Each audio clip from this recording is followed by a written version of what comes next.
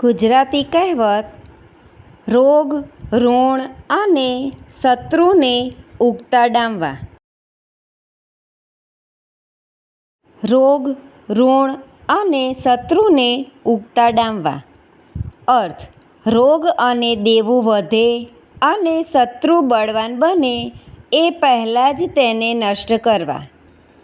વાક્ય: શરીરમાં સહેજ તાવ જણાતાં જ રમેશે તરત જ ડૉક્ટરની દવા લઈ લીધી, કારણ કે વડીલો કહી ગયા છે કે રોગ, ઋણ અને શત્રુને ઉગતા જ ડામવા જોઈએ.